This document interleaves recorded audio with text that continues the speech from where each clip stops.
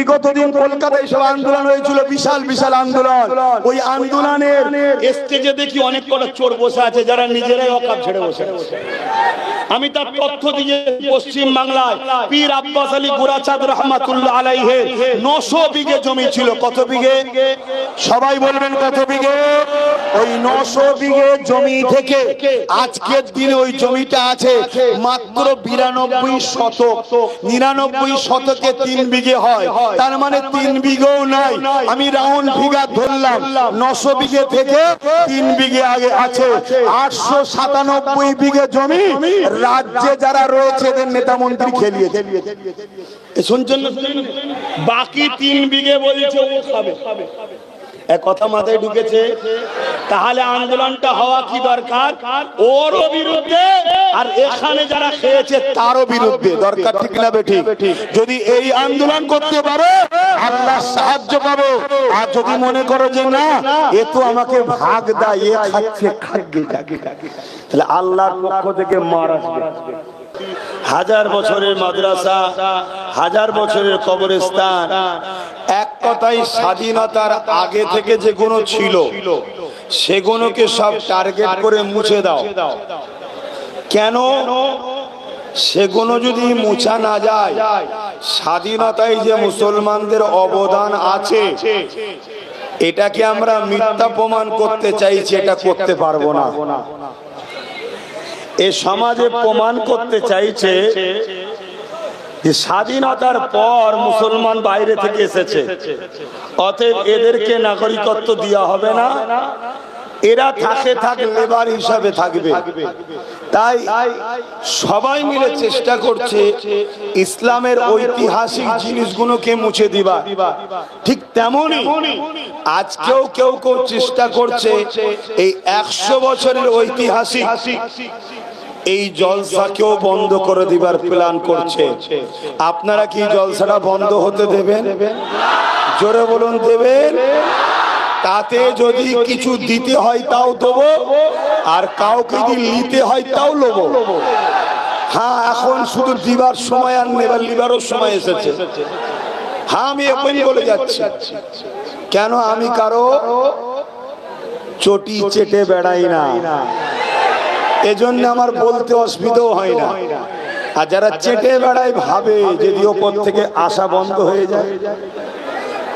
আল্লাহ শুকর, আমি যা পাই মদিনাওয়ালার ওখান থেকে পাই, আর মদিনাওয়ালাকে স্বয়ং আল্লাহ দেয়। জোরে বলুন সুবহানাল্লাহ। তো যাক, এসেছি যখন সংক্ষেপ সময় দু কথা বলবো। আপনারা অনেক কষ্ট করেছেন, আর একটু ধৈর্য ধরতে হবে। আমরা হলাম হিন্দুস্তানের মানুষ, গর্ব করে বলুন আমরা হিন্দুস্তানের মানুষ, আমরা ভারতের মানুষ, আমরা গর্বিত।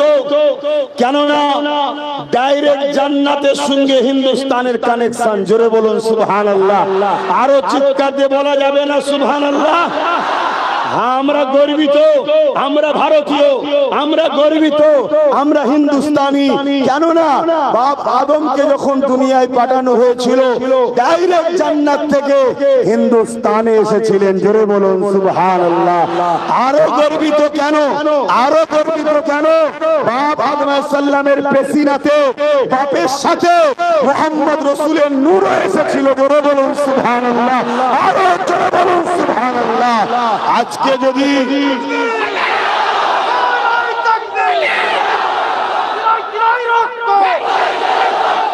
আজকে যদি কেউ মনে করো আইন পাস করিয়ে, বিল পাস করিয়ে মুসলমানদেরকে মিটিয়ে দেবো, মসজিদ মিটিয়ে দেবো, মাদ্রাসা মিটিয়ে দেবো, তাদেরকে বলবো একবার চিঙ্গিস খানের জীবনীটা পড়ে দেখ। চিঙ্গিস খানও চেয়েছিল ইসলাম মিটাবো, মুসলমান মিটাবো, মসজিদ মিটাবো। বাগদাদের মাদ্রাসা গুলো ভেঙেছে, লাইব্রেরিতে আগুন ধরিয়েছে। একদিন 300 আলেমকে এক কাতারে দাঁড় করিয়েছে, 3টে কাতারে 100 করে 300 আলেমের দিনকে দাঁড় করিয়েছে চিঙ্গিস খান। দাঁড় করিয়ে জাল্লাদকে হুকুম করছে একটা একটা করে গর্দান উড়াও। শুনছেন? আজকে যে মহল আমাদের উপরে আসছে এটা নতুন নয়, যুগে যুগে হয়েছে। যুগে যুগে হয়েছে, আর যুগে যুগে এই মহাল হওয়ার পিছনে ইতিহাস বলছি, গল্প নয়, একদল মুনাফিক উলামাদের হাত ছিল। শুনছেন না শোনেন নে? সাধারণ মানুষের নয়, সাধারণ মানুষ কেউ আমায় ফলো করে, কেউ ইনাকে, কেউ ইনাকে, কেউ উনাকে। আমি যেদিকে নিয়ে যাচ্ছি যে আমায় ফলো করে সেদিকে যাচ্ছে, যে ইনাকে মানছে ইনি যেদিক বলছে ওদিকে যাচ্ছে, যে ইনাকে মানে ওদিকে যাচ্ছে। মেন তো মাতব্বর আমরা। সব থেকে বড় নাটের গুড় আসামি হলো মুনাফিক উলামারা। আমার কথা মানতে পারছেন না পারেননি? হ্যাঁ, তারও প্রমাণ দিয়ে যাবো আজকে। কেন এখন খুব ভাইটাল সময়, তাই অল্প সময়ে গুটি কত কথা বলছে, অসুবিধা হচ্ছে। অনেকে বলছে এখন ওটা বাদ দিয়ে ওয়াজ করলে হতো না, এখন সব মিলেমিশে থাকতে হবে। শুনছেন না শোনেন? আচ্ছা, মিলেমিশে থাকবো না একবারও কেউ বলেছে? আল্লাহ নিজে বলছে তোমরা আমার রশিকে মজবুত করে ধরো। আল্লাহ নিজে বলছে তোমরা ঐক্য হয়ে থাকো। আল্লাহ যখন বলেছে ঐক্য হয়ে থাকো, আমি কখনো বিভাজন করতে বলতে পারি? কিন্তু ঐক্যটা হবো কার সাথে? যে আমার আল্লাহ ও রসুলের তার সাথে, আর না যে মুসলমান সেজে ইসলামের দুশ্মনদের পা চাটে তার সাথে। এটা তো বুঝতে হবে। চিঙ্গিস খান এই উলামাদের ঘরে দাঁড় করিয়েছে, ইতিহাসটা মন দিয়ে শোনেন। ঘাবড়াবার কিছু নেই, ঘাবড়াবার কিছু নেই, অনেক কিছু বাকি আছে। কিছুদিন আগে মায়ানমারকে ধরে হালকা লেড়িয়েছে, বলছে 7% নাকি। শুনছেন না শোনেন? তার কিছুদিন আগে আমেরিকাতে একটু হাওয়ার সাথে আগুন দিয়েছে। শুনছেন না শোনেন? শুধু আপনার আমার রসুলের হয়ে যান, বাকি আল্লাহ দেখে নেবে। আর কিছু করতে হবে না, শুধু নবীর হয়ে যান। এতটুকু আমি বলে যাব। নামাজ আছে, রোজা আছে, দাড়ি আছে, টুপি আছে, হজ আছে, যাকাত আছে, দান আছে, মসজিদ আছে, মাদ্রাসা আছে, আলহামদুলিল্লাহ ভালো জিনিস। কিন্তু দুঃখ রসুল নেই আমাদের কাছে। আমাদের কাছে নবী নেই। নবীর মহব্বত কই আমাদের দিলে? নবীর ভালোবাসা কই? নবীর আদর কই? সাহাবা হুজুরদের নবীর প্রেম কত ছিল? সাহাবাদের ঘরে গরম আগুনে বসিয়ে দিয়েছে, তথাপিও নবীকে ছাড়েনি। আর আজকে আমরা পেট ভর্তি খেয়ে বেরিয়েছি, বাইরে কেউ ডেকে যদি মরা মুরগির বিরিয়ানি খাই তাও বাদ দিচ্ছি না খেতে। আমরা নিজেরা শেষ হয়ে গেছি বাপ ভাই। আল্লাহর রাস্তায় বলে যাচ্ছি আমার নবীর হন, নবীর হন, নবীর হন। যে নবীর হবে তার বাড়ি যাবেন, যে নবীর হবে তার হাতে খানা খাবেন, যে নবীর হবে তাকে দাওয়াত দেবেন, যে নবীর হবে তার সঙ্গে উঠা বসা করবেন, যে নবীর হবে তার সঙ্গে বন্ধুত্ব করবেন, যে নবীকে ভালোবাসবে তাকে আপনি ভালোবাসবেন। যে দিলে নবী নয় থাকতে পারে নামাজ, রোজা, দাড়ি, টুপি, হজ, যাকাত, তার থেকে দূরে সরে যান। কারণ নামাজ তো আব্দুল্লাহ ইবনে উবাই পড়েছিল, আর নামাজ আবু বকর সিদ্দিকও পড়েছিল। রোজা তো আব্দুল্লাহ ইবনে উবাই করেছিল, রোজা তো আবু বকর সিদ্দিকও করেছিল। হজ তো আব্দুল্লাহ ইবনে উবাই করেছিল, হজ তো আবু বকর সিদ্দিকও করেছিল। দাড়ি, টুপি, পাগড়ি আবু বকর সিদ্দিকেরও ছিল, আব্দুল্লাহ ইবনে উবাইরও ছিল। কিন্তু আবু বকর সিদ্দিক দুনিয়া থেকে জান্নাতের সার্টিফিকেট পেল, আব্দুল্লাহ ইবনে উবাই কুরআন ঘোষিত জাহান্নামী হলো। কারণটা কি? ওর নামাজ আছে, আবু বকরেরও আছে, ওর রোজা আছে, আবু বকরেরও আছে, ওর হজ আছে, আবু বকরেরও আছে, ওর দান আছে, সিদ্দিক আকবর আছে, ও জিহাদে গেছে, সিদ্দিক আকবর গেছে, ও নবীর হাতে হাত দিয়েছে, সিদ্দিক আকবর দিয়েছে। কিন্তু ওর দিল আব্দুল্লাহ ইবনে উবাই দিল, নবী ছিল না, এজন্য সব টাকার পরেও জাহান্নামী। আবু বকরের দিলে নবী ছিল, তাই সে জান্নাতি। জোরে বলুন সুবহানাল্লাহ, আর চিৎকার দিয়ে বলুন সুবহানাল্লাহ।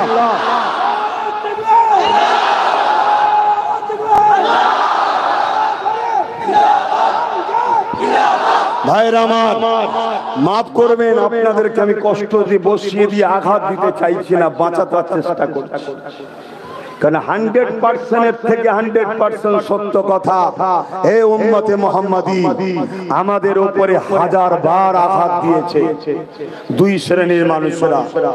কয় শ্রেণীর মানুষ একটু বলুন?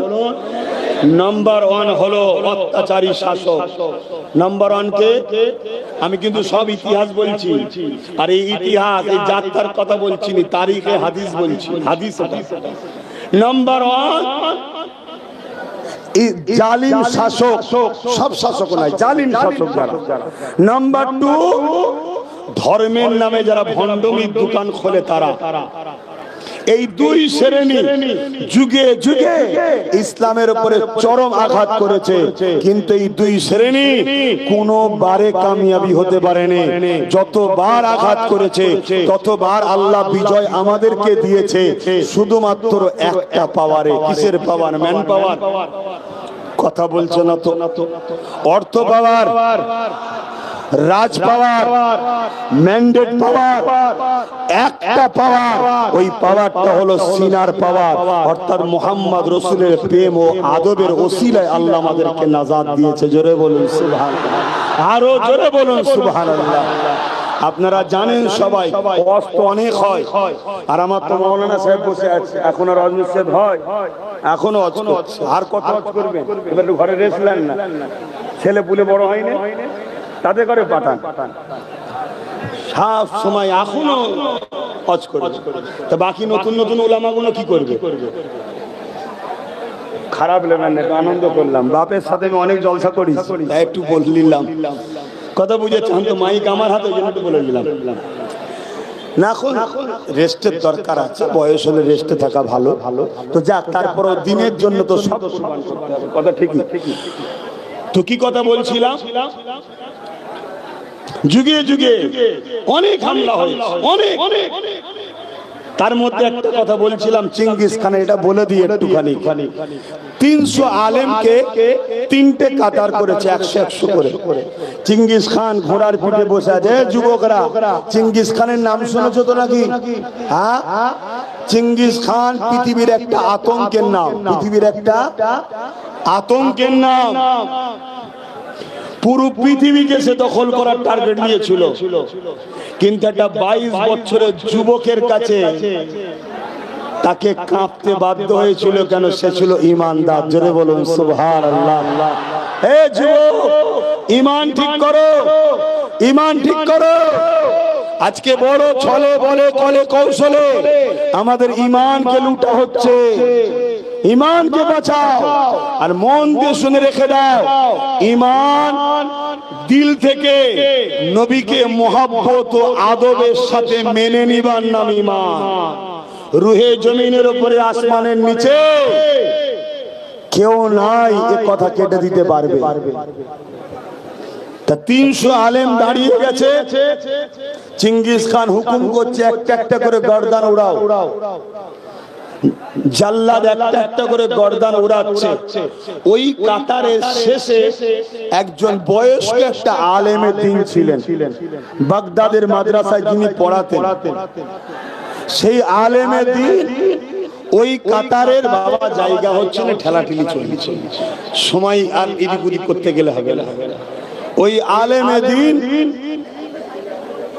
তিনি যখনই একটার পর একটা উলামা ধর থেকে কল্লাকে আলাদা করছে, চিঙ্গিস খানের হুকুমে প্রথম কাতার থেকে তিনি পিছনের কাতারে চলে যায়। চিঙ্গিস খান দেখেছে, কিছু বলেনি। আবার দ্বিতীয় কাতারে হুকুম করলো গর্দান উড়াও। তাহলে প্রথম কাতারে 100 ছিল, একজন সরে গেছে, 99 এর গর্দান উড়ে গেছে।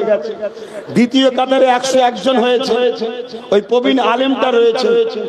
যখন গর্দান আবার দ্বিতীয় কাতারে উড়াচ্ছে, এই সময় দেখা যায় ওই বুজুর্গ উলামাটা উনি আবার তৃতীয় কাতারে চলে গেছে। চিঙ্গিস খান দেখেছে কিন্তু কিছু বলেনি। তৃতীয় কাতারে দাঁড়িয়ে আছে 101 জন। কথা বুঝে আসছে? এই সময় চিঙ্গিস খান এগিয়ে এসে ওই মুরব্বী উলামার কাছে বলছে, মুরব্বী তুমি এবারে যাবে কোথায়? প্রথম কাতারে তোমায় মারছিলাম, দ্বিতীয় কাতারে চলে এলে, দ্বিতীয় কাতারে মারলাম, তৃতীয় কাতারে চলে আসলে, এবার তো কোনো কাতার নেই, যাবে কোথায়? কি উত্তর দিয়েছিলেন জানেন? ওই উত্তর আমরা আজকে দিতে পারি? আমরা তো উত্তর দিই কি, যে এক জালিমের হাত থেকে বাঁচার জন্য আরেক জালিমের কোলে ওঠো। আমরা তো এই উত্তর দিই। এজন্য তো আমরা মরেছি, এজন্য তো মরেছি। শিয়ালকে মুরগি পুষতে দিয়েছে, সে মুরগি কখনো ভালো থাকবে? আর আমাদের দশা সেটা হয়েছে, আমাদের দশা সেটা হয়েছে। তাই তো আজকে এরকম সাহস পায় 100 বছরের জলসাকে ম্যাচ করে দিবার জন্য শয়তান গুনে এত বড় রিস্ক লিবার সাহস পায়। তাই খেয়াল করে দেখবেন ওর পিছনে অনেক মুনাফিক মুসলমান আছে, ওর পিছনে অনেক মুনাফিক মুসলমানের হাত আছে। ওই কিছু ভাড়াটিয়া দালালি পায়, ওই দালালি খেয়ে হই হই করছে। ওর খেয়ালই নাই যে ধর্মকে মিটাতে নেমেছে, ধর্মের বিরুদ্ধে লেগেছে।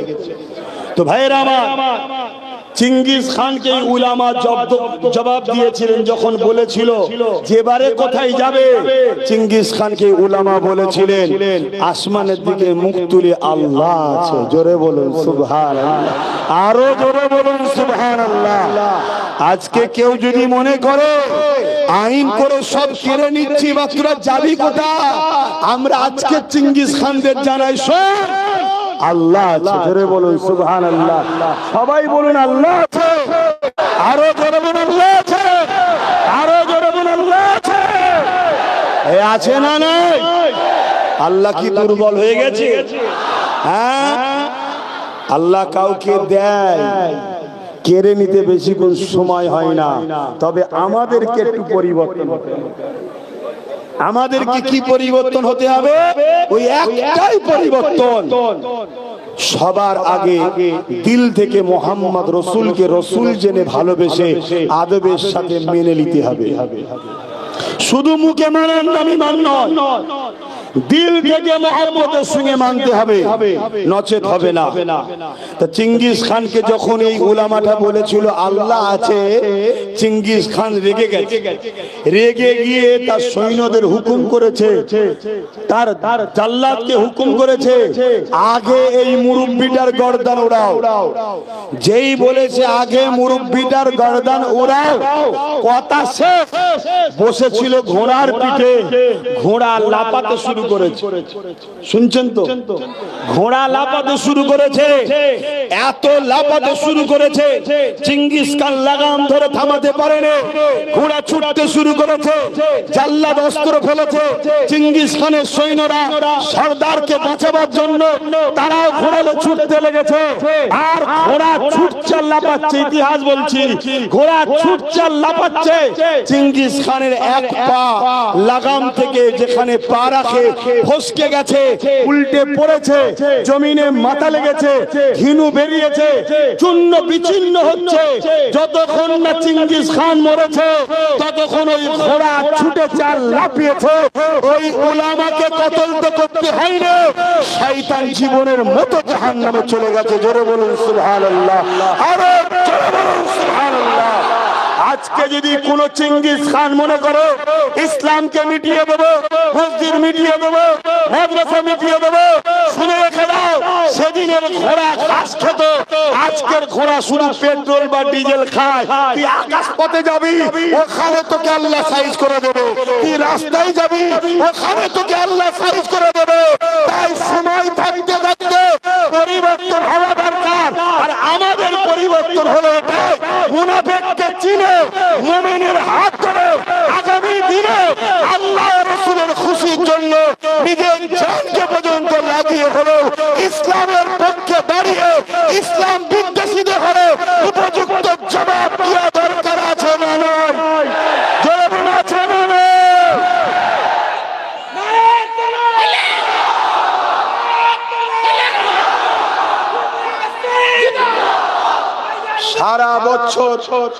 সারা বছর ডেট পড়ে আছে, যে কোনো ডেটে বাবা যা খুশি করছে মানুষ, ঠিক না বেটি?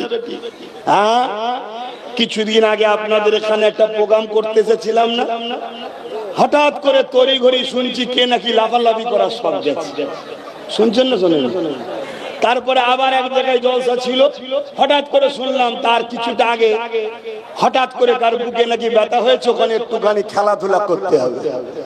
শুনছেন না? শোনেন? এই সব শয়তান গুলোকে চিনা দরকার আছে না নাই?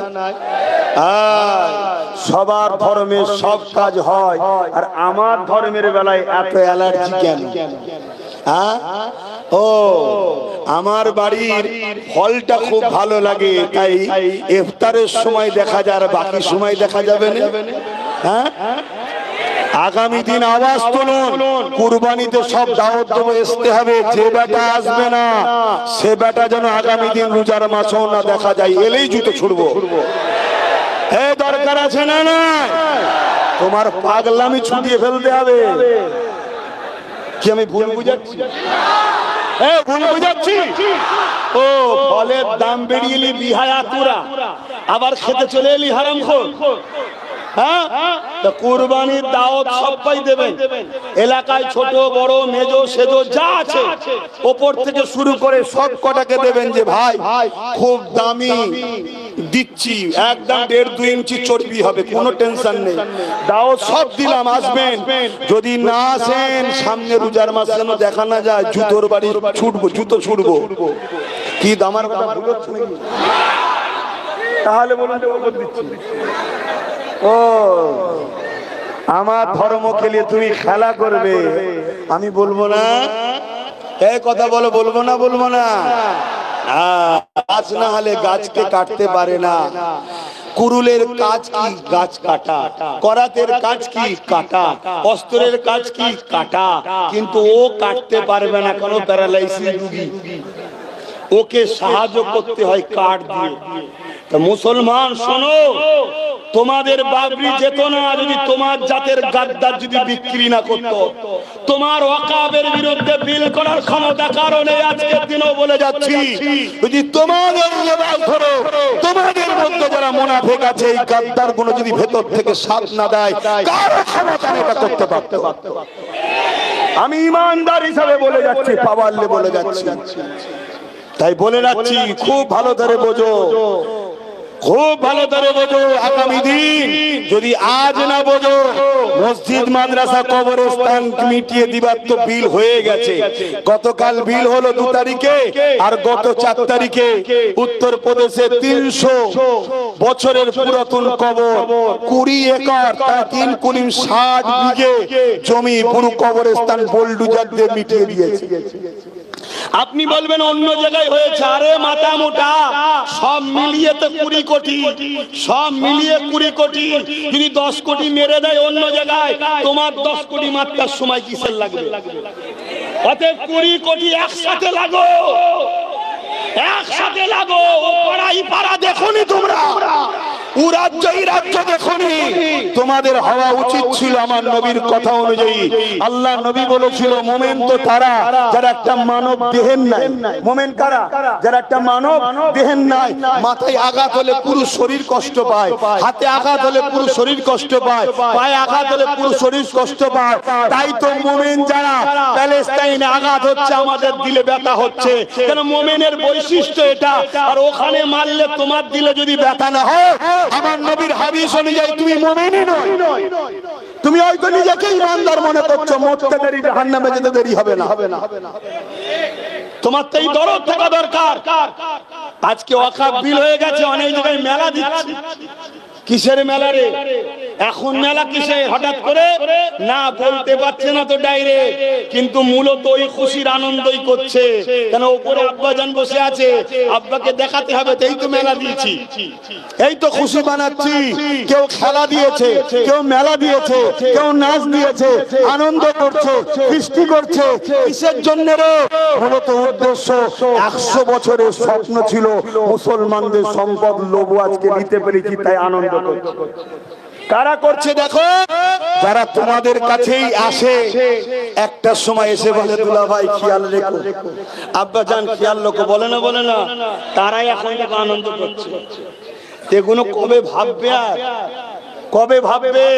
যদি আজ না ভাবো, গত 7-8 বছর আগে বলেছিলাম, আপনারা আমার ক্যাসেট শোনেন কি জানি না, ইউটিউবে দেখেন আমার, গত 7-8 বছর আগে বলেছিলাম তোমরা ঐক্যবদ্ধ হও, রাজ ক্ষমতা তৈরি করো, নাই আগামী দিন তোমাদের মসজিদ চলে যাবে, মাদ্রাসা চলে যাবে, কবরস্থান চলে যাবে, তোমাদের অধিকার সম্পদ চলে যাবে।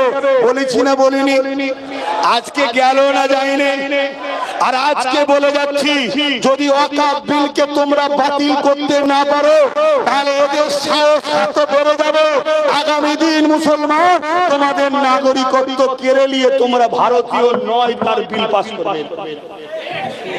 এবারে সেদিন মরার আগে আল্লাহর ঘরের জন্য মর, আল্লাহ সাহায্য করবে।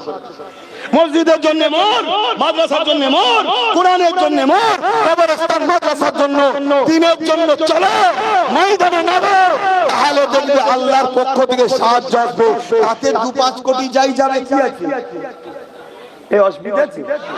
আমি আমার নাম প্রথমেই লিখাচ্ছি।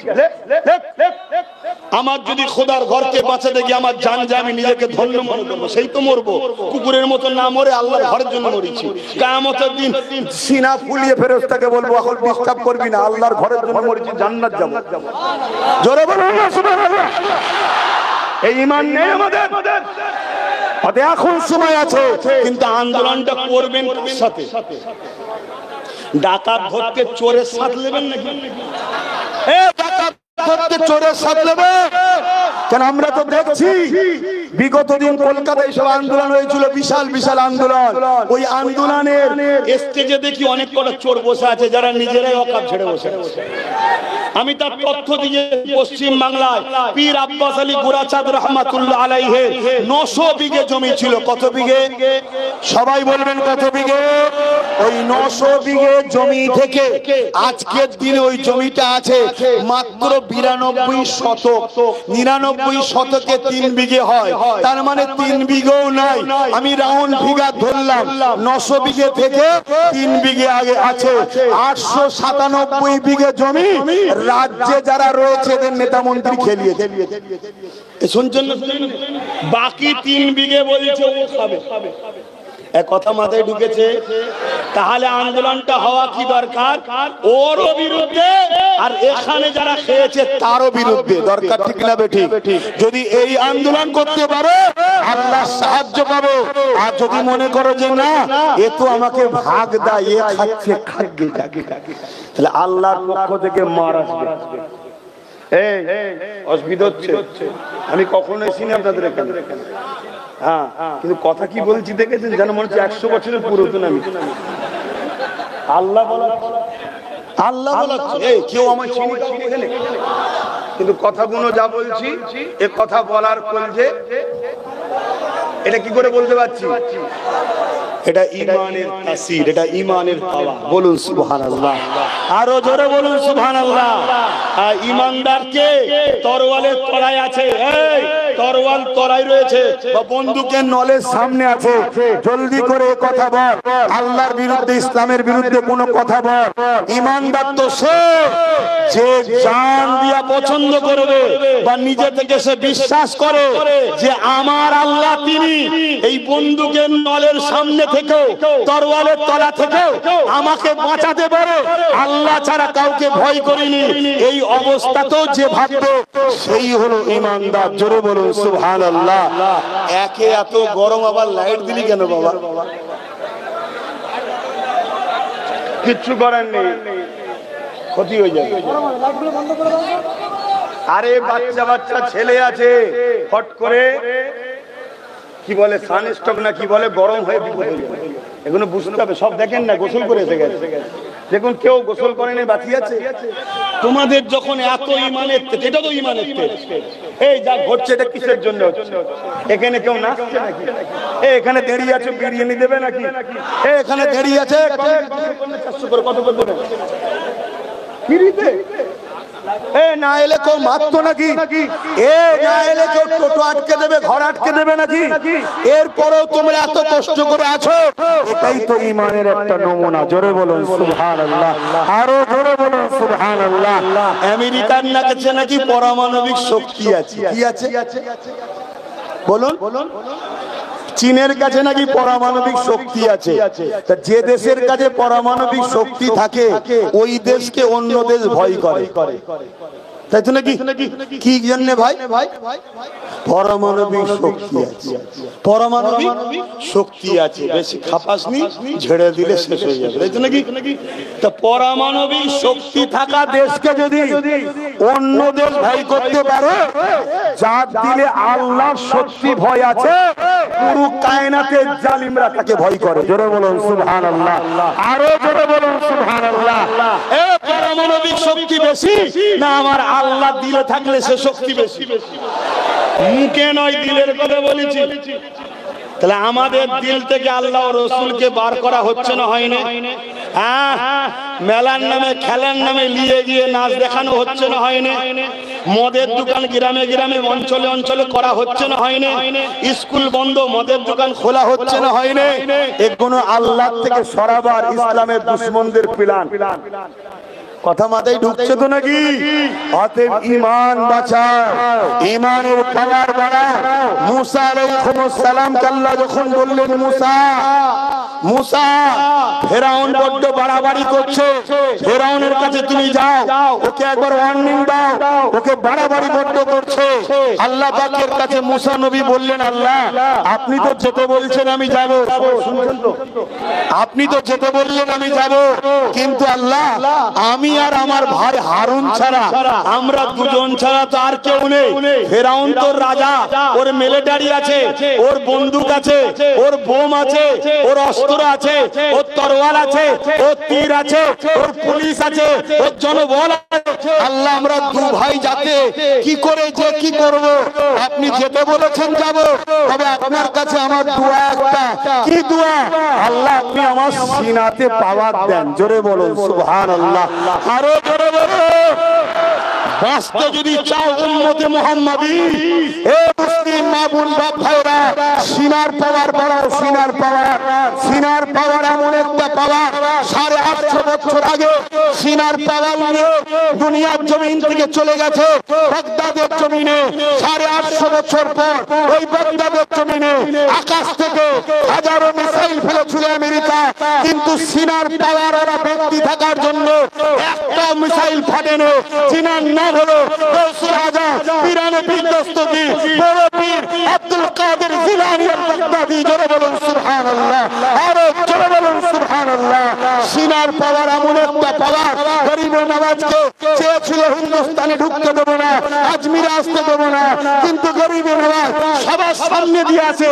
যে দেখে সে মুখ ঘুরিয়ে নেয়, যে দেখে সে মুখ ঘুরিয়ে নেয়। কেউ রুটার সাহস পাচ্ছে না গরিবের নওয়াজের হাতে। এতে 47 ছিল না, মিসাইল ছিল না, পারমাণবিক শক্তি ছিল না, গরিবের নওয়াজের দিলেতে সিনার পাওয়ার ছিল। জোরে বলুন সুবহানাল্লাহ।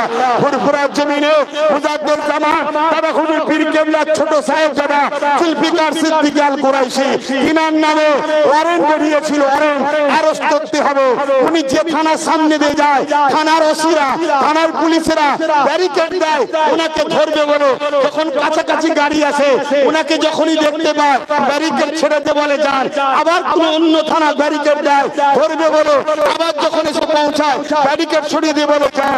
এভাবে ফুরফুরা শরীফে চলে এলো। এরে বাবা, ধরতে পারছে না কেন? দিল্লি থেকে ফোর্স এসেছে স্পেশাল ওনার ঘরে, পুরো ফুরফুরা ঘিরেছে, ওনাকে ধরবে। ছোট হুজুর পীর কেবলা মাথায় টুপি দিয়ে জুব্বা লাগিয়ে নবীর সুন্নতের ইউনিফর্মে যখন বাইরে দাঁড়িয়েছে, যারা ধরতে গেছে সবকটা ওসি ছোট হুজুরকে দেখে উঠে দাঁড়িয়ে যাচ্ছে। বড় বড় সুবহানাল্লাহ।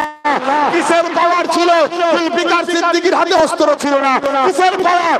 সিনার পাওয়ার। সিনার পাওয়ারটা কিসে হয়? মুহাম্মদ রাসূলের প্রেম ও আদবে হয়। জোরে বলুন সুবহানাল্লাহ, আরো জোরে বলুন সুবহানাল্লাহ।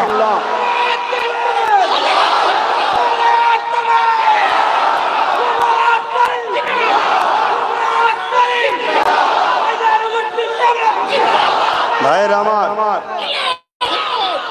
আরেকটা নমুনা দিলে বুঝতে পারবেন। আব্রাহা বাদশাহ নাম শুনেছেন তো? এই আমার অসুবিধা হচ্ছে কেন?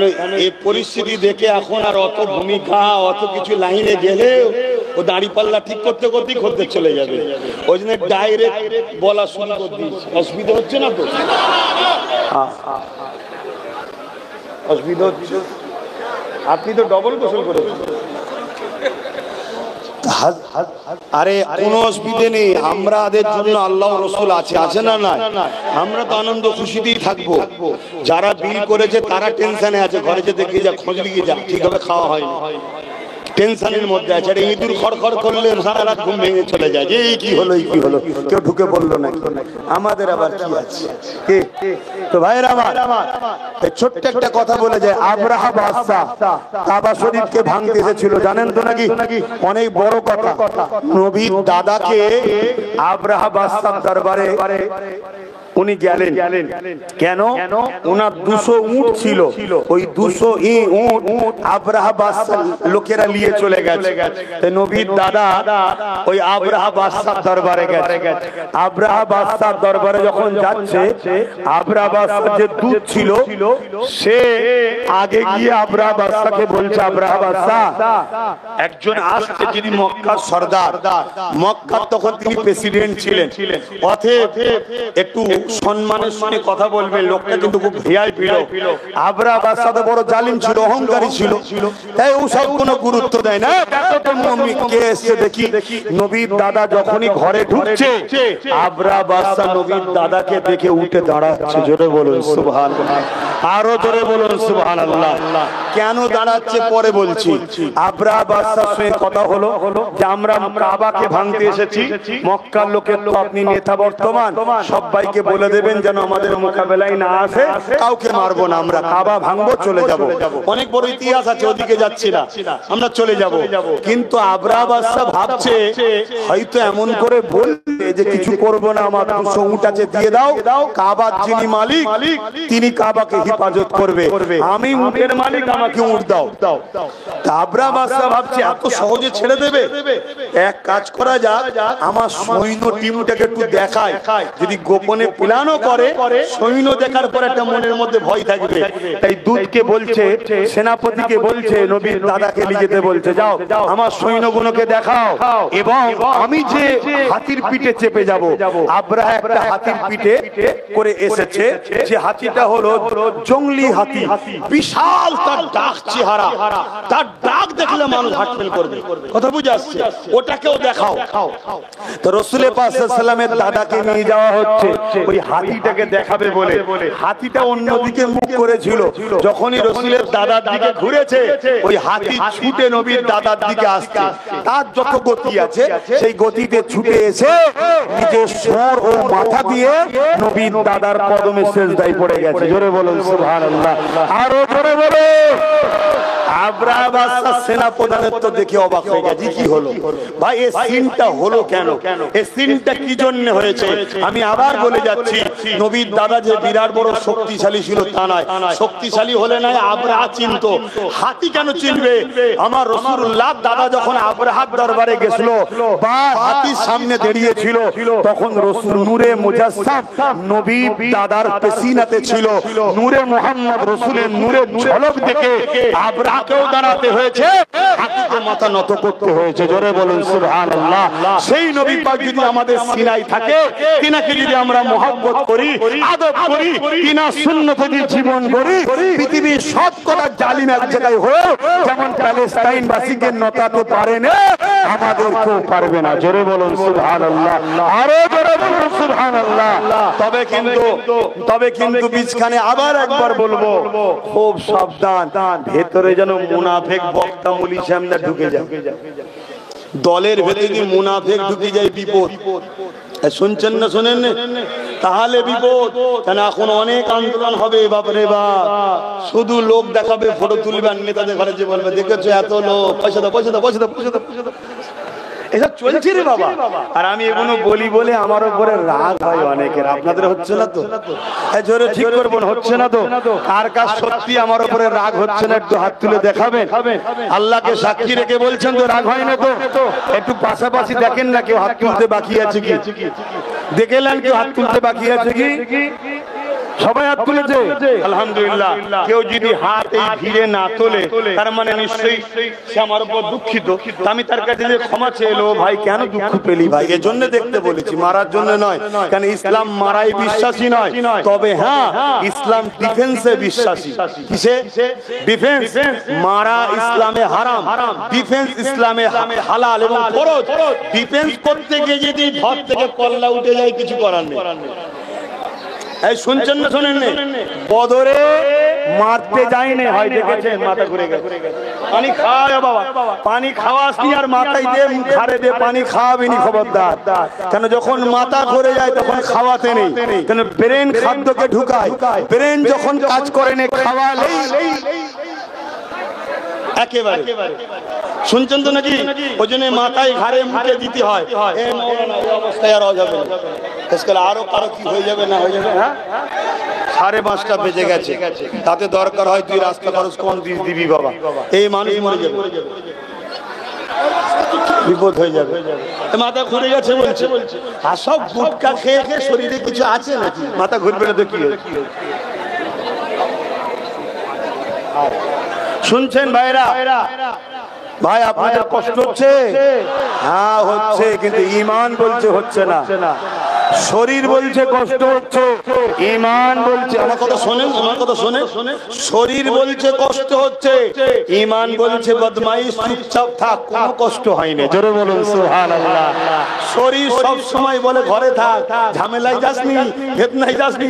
ঈমান বলে মুস্তাফা জানে রহমতের ব্যাপার যখন, দিনের ব্যাপার যখন, তখন কোনো কথা নেই, চল যা হয় হবে। শুনছেন না শোনেন? খুব ভালো করে বোঝেন। আমার নবীকে নিয়ে অপমান করবে, আপনারা প্রতিবাদ করতে যাবেন, আর আপনারা প্রতিবাদ করতে গেলে মিথ্যা ভাবে 2-4টে বদমাইশ লোককে মুসলমান সেজিয়ে ঢুকাবে, ঢুকিয়ে সন্ত্রাসী করাবে, আর পুরো নিরীহ নিরীহ মুসলমানগুলোকে কেস দেবে, আর সরকারের পুলিশ এসে তুললি যাবে। এই কথা শুনছেন না শোনেন? আর সরকারকে সাপোর্ট করে তুলি কারা? আমরাই। আর পুলিশ এসে তুলে নিয়ে যায় কাদের ঘরে? আমাদের ঘরে। বাহ, কত সুন্দর! আমরা শিক্ষিত লোক না হলে এই কাজ করি? হ্যাঁ, এই আপনাদের এলাকায় খেয়াল নাই? কয়েকজন বদমাইশ মিলে আমার রাসূলুল্লাহর ছবি তৈরি করলো। অন্যায় করেছে না করেনি? অবশ্যই অন্যায় করেছে। তার জন্য শান্তিপূর্ণ ভাবে থানাকে বলা হয়েছে, থানা স্টেপ নিয়েছে, হয়তো একটু দেরি করে, কেন থানার কিছু করার নেই তো, থানার উপরে কেউ আছে তো। সে বলে এখন যাসনি, আগে পানিটা গুলো তারপরে যাবি, কেন পানি না গুলোলে ভাগাভাগির রাজনীতি হবে না। যত মারপিট হবে, যত গুলোগুলি হবে, একদল উড়া পাবে, একদল আমরা পাবো। শুনছেন না শোনেন? অতএব একটু গুলো। সেই গুলোবার পরে কি হলো? সেখানে কিছু বদমাইশ ছেলেকে ঢুকিয়ে দিল, তারা কেউ মুসলমানই নয়। ঢুকিয়ে দিয়ে কি করলো? জুলুম করে দিল, অন্যায় করে দিল। অন্যায় করে দিবার পর কি হলো? নিরীহ নিরীহ মুসলমানদের উপরে কেস হয়ে গেল, আর সেই সব মুসলমানকে সরকারের পুলিশ এসে তুলে যাচ্ছে। গেছে না যায়নি? এজন্য আমি অনেক আগে থেকে বলেছি, খবরদার বুঝার চেষ্টা করো, ছেলেগুলোকে ডাক্তার করো, উকিল করো, জজ করো, ডিএম করো, বিডিও করো, আইপিএস অফিসার বানাও, বড় বড় অফিসার বানাও, ডাব্লিউএস অফিসার বানাও, এবং আমাদের মধ্যে থেকে কিছু কিছু ছেলেকে পলিটিক্যাল সায়েন্স পড়াও, সায়েন্স পড়িয়ে রাজনীতির নেতা বানাও মুসলমান। যদি বাঁচতে চাও কথাকে মাথায় রেখে দাও, না হয় বাইরে 10 কোটি নিয়ে দৌড়ে কিছু লাভ নেই, ঠান্ডা ঘরে রাত 11টায় বিল পাস করে দেবে।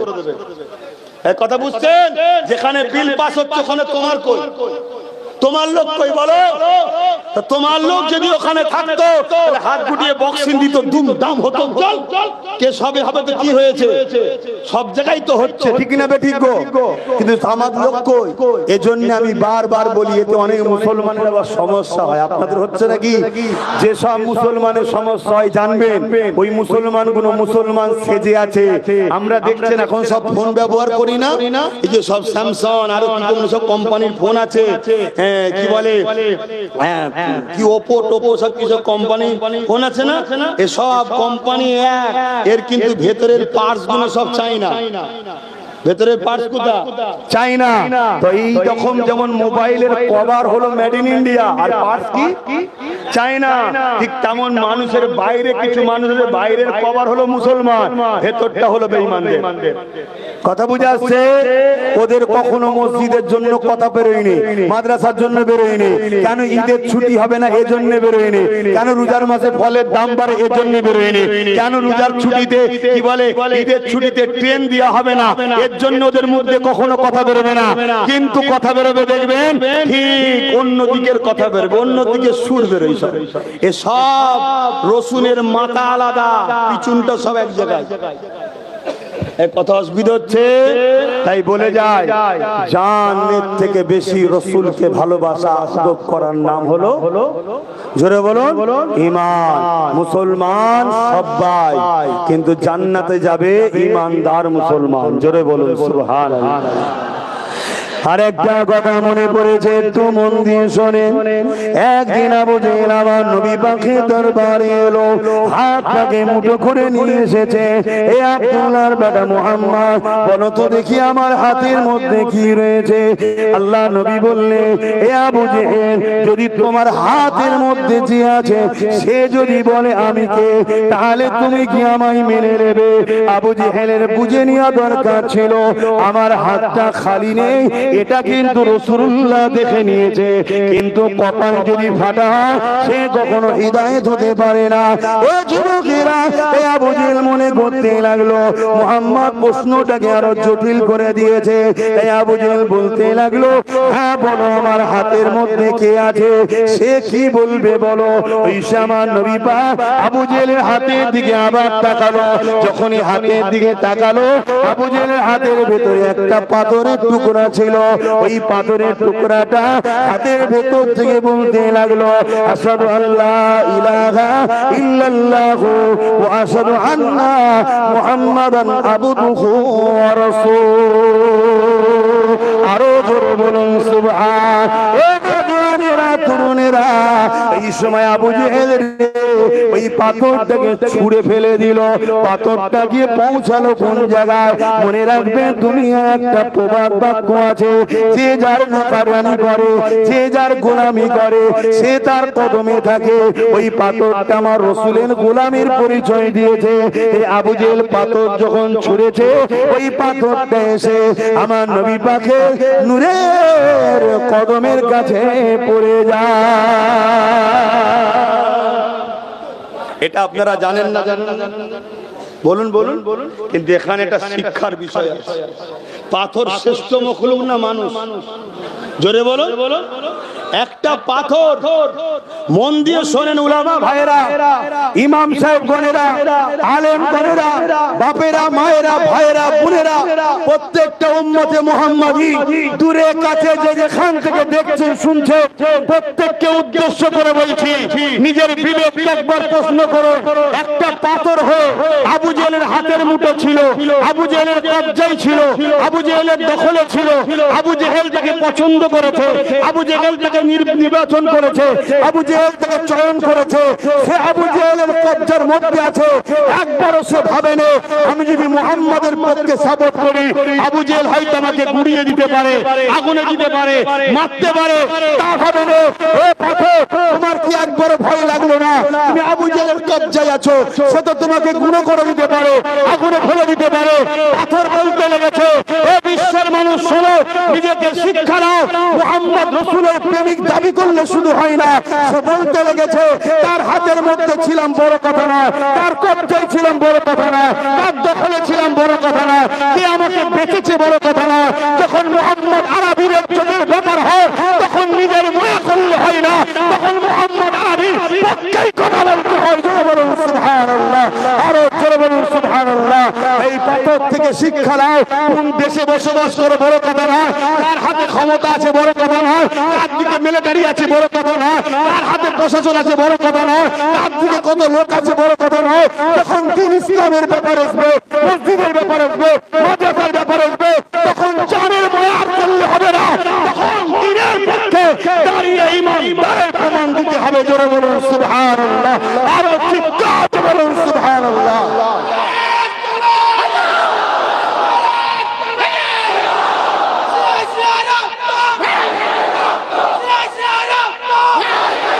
ভাইয়ের আমার, আগামী দিন রাজপথে আমি নামবো। ফুরফুরা আহলে সুন্নাত ওয়াল জামাতের বিভিন্ন শাখাতে আমি গত শুক্রবার, গতকালকেই ডেকে প্রস্তুতি কমিটি সব মিটিং করে ঠিক করে দিয়েছি। প্রতিটা গ্রামে গ্রামে বলেছি প্রথম করো, কেন আমার মা বোনেদের জানা দরকার ওয়াকাফ কি জিনিস, জালিম কেন্দ্র সরকার কি করছে মা বোনেদেরও জানা দরকার আছে না নাই? তাই প্রত্যেকটা কমিটিকে জানিয়েছি প্রথমে গ্রামে র্যালি করো, গ্রামে মিটিং করো, গ্রামের মানুষকে শোনাও, সবাইকে জাগাও। সব জায়গায় আমার কাজ শুরু হয়ে গেছে। আগামী দিন শহরতলিতে হবে, শহরে হবে, রাজপথে হবে, কলিকাতায় হবে, প্রয়োজন হয় দিল্লিতে হবে। যেখানে যেখানে যাব আমি কোরআনের জন্য, দ্বীনের জন্য, মসজিদ মাদ্রাসার জন্য, ওয়াকাফের জন্য, কেন্দ্রের কালা কানুনকে বাতিল করার জন্য কিভাবে কৃষক বন্ধুরা আন্দোলন করেছে, ওই আন্দোলনের থেকে চরম রূপরেখা তৈরি করতে হবে। তাহলে বলুন সেদিন রুজি রোজগার, পরিবার, বাচ্চা সবার মায়া ত্যাগ করে দিয়ে আমার ডাকে সাড়া দিয়ে আমার পাশে দাঁড়াতে তারা প্রস্তুত আছেন? হাত তুলে দেখাবো। এ হাত সত্য না মিথ্যা? এ হাত সত্য না মিথ্যা? নারে দিবেন, নারে দিবেন। কুরআন ও সুন্নাহ, কুরআন ও সুন্নাহ, দ্বীন ইসলাম। ওয়াকাফের বিরুদ্ধে আইন মানছি না, মানব না। কেন্দ্রের চক্রান্ত মানছি না, মানব না। ওয়াকাফ বিলকে বাতিল করতে হবে, করতে হবে। নারে দিবেন। আপনারা এখন কারো মাথায় আবার এ ভূত ঢুকছে না তো যে জলসায় এসে এসব কথা বললেন কেন? এই মসজিদটা কি ইসলামের না ইসলামের নয়? মাদ্রাসাটা ইসলামের না ইসলামের নয়? কবরস্থান, খানকা এগুলো ইসলামের না ইসলামের নয়? এই স্টেজটা ইসলামের না ইসলামের নয়? এই স্টেজে হারামখোর চোরগুলোকে তুলছি, লজ্জা লাগে না? আর আমি আল্লাহর ঘরের জন্য বলছি, অসুবিধা হচ্ছে? এ ভূত কারো মাথায় সবার হয় না তো? যদি হয় তাহলে আসো, তাবিজ করে ভূত নামাও। না হয় ওই ভূত তোকে জাহান্নামে নিয়ে যাবে। আমার কাছে বাবা স্পষ্ট কথা, ভালো লাগে আবার আনবি, না ভালো লাগে দূরে সরে যা। কিন্তু যারা ভালো লাগে আগামী দিন রাজপথে আসছি, সারা দেবেন তো নাকি? জোরে বলুন, সারা দেবেন তো নাকি? হ্যাঁ, প্রথমে আমি আমার বুথের ছেলেদের ঘরে দিয়ে কাজ করাচ্ছি, গ্রামের ছেলেদের ঘরে, গ্রাম লেভেলে। তারপরে আর 3 নম্বর আরেকটু দেখতে চাইছি বিগত দিন যারা ফতোয়া দিয়েছিল না আমার বিরুদ্ধে, দিয়েছে না দেয়নি? এই করেছে, হ্যান করেছে, ওর কথা শুনুনি, এই হয়ে যাবে, ওই হয়ে যাবে, ইঁদুর ঢুকে পড়বে, তার কেটে দেবে, সব বলেছিল না বলেন? এখন সেই সকলগুলো কি করে একটু দেখি, কি কি করে একটু দেখি, কার দৌড় কদ্দুর আছে দেখি। কেন আমি তো দেখতে পাচ্ছি আগামী 2-4-5 দিন পরে সব মোটা মোটা টাকা খেয়ে ঘরে যে ঘুমোবে। আরে ইতিহাস বলছি, আমার তো বিগত দিন দেখা আছে, দেখেছি তো এগুলো। কেন? হ্যাঁ, এখন আমি শেষ কথা বলবো, বলে দোয়া চাইবো। বলবো ঈদের নামাজ হয়েছে আপনাদের গ্রামে?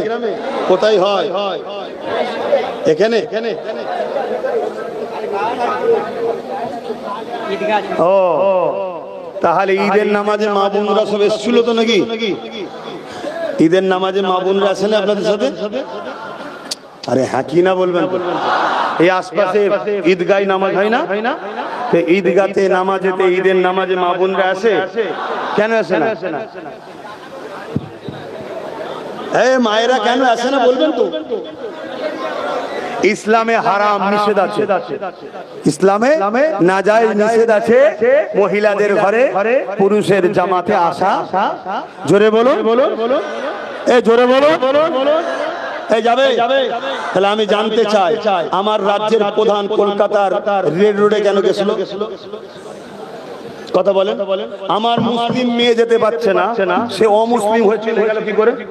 এ বিষয়ে কোন মুফতি মাওলানা জিজ্ঞেস করেছে? এ বিষয়ে কোন মুফতি মাওলানা বক্তব্য দিয়েছে? জি কটা এ বিষয়ে কথা না বলে ওয়াকাফে আন্দোলন করছে, কটা হচ্ছে আরেকটা দালাল। এই আরেকটা দালাল, এদেরকে চেনো?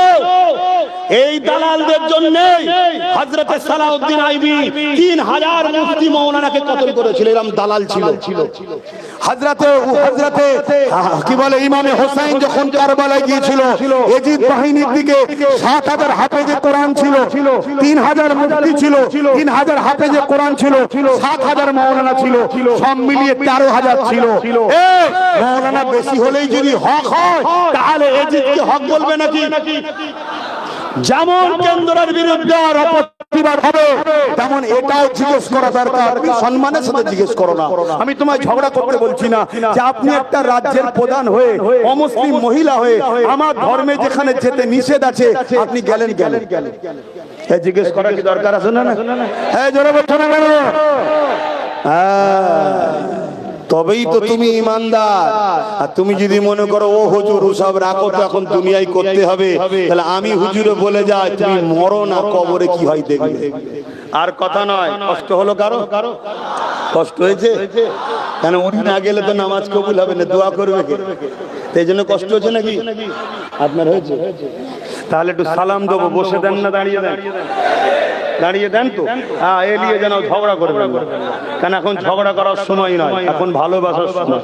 হে নবী সালাম